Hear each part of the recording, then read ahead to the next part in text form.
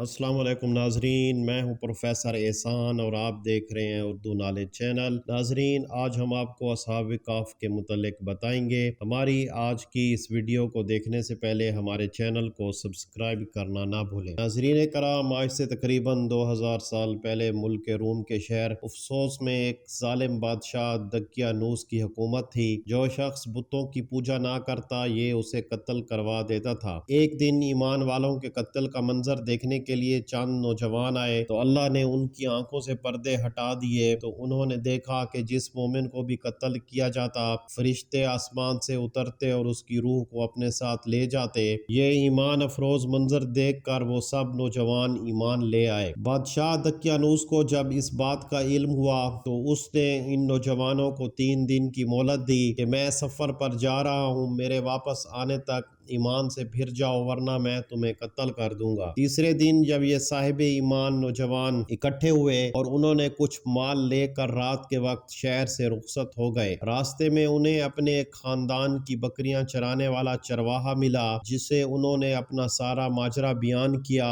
اور اسے ایمان کی دعوت دی۔ چرواہے نے بھی ایمان قبول کر لیا اور ان کے ساتھ شامل ہو گیا۔ چرواہے کے رکھوالی کرنے والا کتا بھی ان کے ساتھ چل پڑا۔ یہ سب سفر کرتے کرتے صبح کے وقت شہر سے تقریباً 6 میل دور ایک غار میں پہنچے اور کھانا کھا کر سو گئے۔ یہی وجہ ہے کہ انہیں اصحاب کہف یعنی غار والے کہا جاتا ہے۔ بادشاہ دقیانوس کو سفر سے واپسی پر اصحاب کہف کے غار میں پناہ لینے کا پتہ چلا تو اس نے غار کے منہ پر ایک دیوار بنوا دی تاکہ بھوک اور پیاس کی وجہ سے یہیں انتقال کر جائیں اور یہی غار ان کی قبر بن جائے۔ جس حکومتی ملازم کو یہ کام دیا گیا اس نے اصحاب کہف کے نام اور ان کی تعداد اور ان کا پورا واقعہ سیسے کی ایک سیاہی مال نیلے رنگ کی دھات پر لکھوا کر اسے تانبے کے ایک صندوق میں بند کر کے دیوار کی بنیادوں میں رکھوا دیا۔ 309 سال کی مدت گزر گئی اور اصحاب کہف تقریباً 309 سال تک مکمل سوئے رہے۔ اسی دوران کسی بھی آواز کے سبب ایک لمحے کے لیے بھی بیدار نہ ہوئے۔ اس عرصے میں کئی بادشاہ آئے اور گئے، یہاں تک کہ ایک نیک دل بادشاہ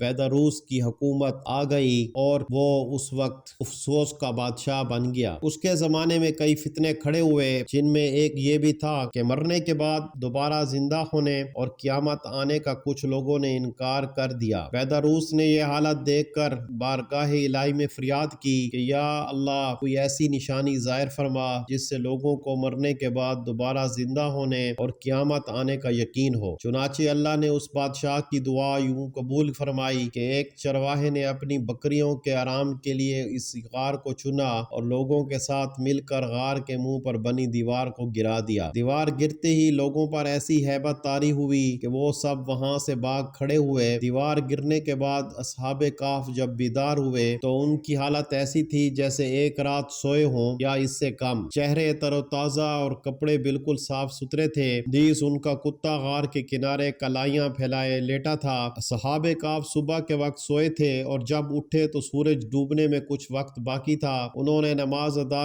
کی اور اپنے ساتھی یملیخا کو کھانا لانے کے لیے بھیجا۔ یملیخا ایک تندور والے کی دکان پر گیا اور کھانا خریدنے کے لیے دقیانوسی دور کا سکہ دیا۔ صدیوں پرانا سکہ دیکھ کر بازار والے یہ سمجھے کہ ان کے ہاتھ کوئی پرانا خزانہ لگ گیا ہے۔ وہ یملیخا کو حاکم کے پاس لے گئے اور اس سے پوچھا کہ یہ خزانہ کہاں ہے۔ یملیخا بولا، یہ خزانہ نہیں، ہمارا اپنا پیسہ ہے۔ حاکم کہنے لگا کہ یہ کیسے ممکن ہے کہ یہ سکہ 300 سال پرانا ہے، ہم نے تو کبھی یہ سکہ دیکھا ہی نہیں۔ یملیخا بولے، دقیانوس بادشاہ کا کیا حال ہے؟ حاکم بولا، آج کل اس نام کا کوئی بادشاہ نہیں ہے، سینکڑوں سال پہلے اس نام کا ایک کافر بادشاہ گزرا تھا۔ یملیخا نے کہا کہ کل ہی تو ہم دقیانوس سے اپنی جان بچا کر غار میں چھپے تھے، آئیے میں آپ کو اپنے ساتھیوں سے ملواتا ہوں۔ حاکم اور کئی لوگ غار کی طرف چل پڑے۔ غار میں موجود اصحاب نے جب لوگوں کی آواز سنی تو سمجھے کہ یملیخا پکڑے گئے ہیں اور دقیانوسی فوج انہیں بھی پکڑنے آ رہی ہے۔ یملیخا نے